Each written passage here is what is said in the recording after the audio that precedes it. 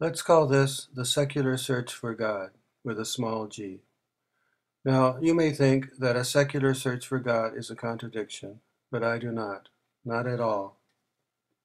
I think that the scientist, whether he or she knows it or not, is in fact searching for God, and I think the scientist's brothers and sisters in arms, the artists, hey, Tom Waits, they also are searching for God. Now, who is nearer to God? The famous atheist Christopher Hitchens? Or one of the true believing Bible guys he debates from time to time?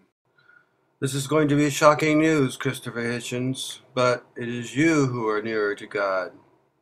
Nearer to God than any of those non-thinking, non-wondering contributors of nothing, absolutely nothing, to anything and everything that was, is, or will ever be on this fair planet. When the French poet Arthur Rimbaud wrote, at a very young age, "Death to God" on the door of a church, he did, in that very act, move closer to God. And the true believers, of whatever stripe, have, are, and will always be as near to understanding God as is a rock. God. No, no, no, not that guy in whose image we were made. And no, no, not that guy dictating rules, regulations, and lunatic ravings to perverse prophets. And no, no, not that guy who demands obedience, and if he does not get obedience, will have his henchmen kill all of the offending parties. There is another God. It's the God to which the poets and the painters have been singing for a long, long time. Hey, it's E. E. Cummings here.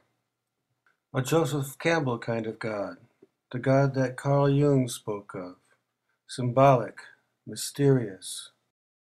So, here and now, let's start a rogues gallery of godless God seekers. First up, Rainier Maria Wilke. But because being here amounts to so much, because all this here and now so fleeting seems to require us, the most fleeting of all, just once, everything, only for once and no more, and we too, once and never again. Another German, another rogue German, Hermann Hesse. The universe, or nature, is for me what God is for others. It is wrong to think that nature is something to be conquered. We should peaceably surrender ourselves to it. We must deliver ourselves up to the great current. Next, Sylvia Plath, the poetress of blackness, a suicide at 30, from the poem Black Rook in Rainy Weather.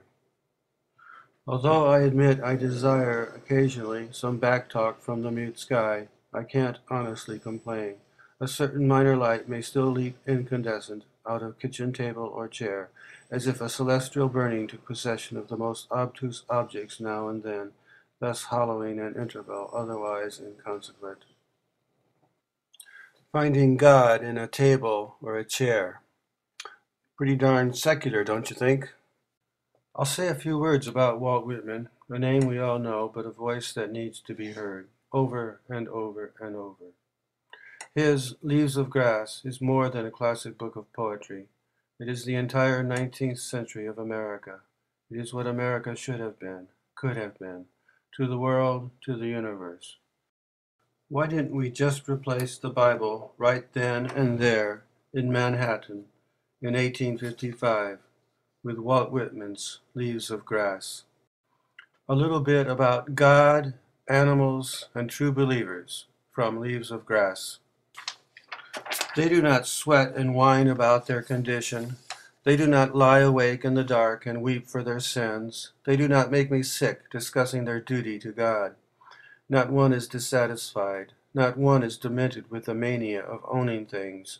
Not one kneels to another, nor to its kind that lived thousands of years ago. And last but not least, Henry Miller. His search for the wordless God, the God between the lines, the God that never was, the God that will always be. Once you have given up the ghost, everything follows with dead certainty, even in the midst of chaos. From the beginning, it was never anything but chaos. It was a fluid which enveloped me, which I breathed in through the gills, in the substrata where the moon shone steady and opaque, and above where it was a jangle and a discord.